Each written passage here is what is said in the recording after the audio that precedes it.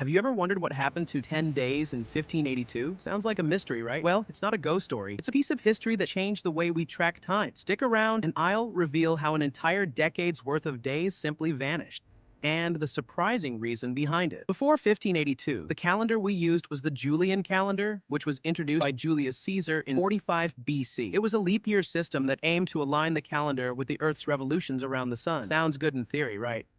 But there was a problem. Over time, it became out of sync with the actual seasons. Here's the issue. The Julian year was about 365.25 days, but the real length of a solar year, the time it takes for Earth to complete one full orbit around the sun, is actually around 365.2422 days. This small difference of about 11 minutes per year added up over centuries, causing the calendar to drift further away from the equinoxes. By the 16th century, this misalignment was noticeable. The calendar was off by about 10 days, and the timing of important events like Easter was getting all mixed up. Something had to be done to fix this mess. Enter Pope Gregory XIII. In 1582, he introduced a new calendar, which we still use today, the Gregorian calendar. This was a major change, not just in how we measured time, but in how we lived our lives. Gregory's reform included two key changes. First, the leap year rule was adjusted. Every 4 years, we'd have a leap year, but years divisible by 100 wouldn't be leap years unless they were also divisible by 400. That sounds a bit complicated, but it's actually much more accurate than the Julian calendar. But the second change was more dramatic. The disappearance of 10 days from the calendar. When the Gregorian calendar was adopted, to bring the dates back in line with the solar year, the Pope ordered that October 4th, 1582 be followed immediately by October 15th. Yep, that's right. October 4th, 1582 simply disappeared, and the world went straight into October 15th. In effect, 10 whole days vanished overnight. Now, you might be wondering, how did people react to this? Wasn't it a huge shock?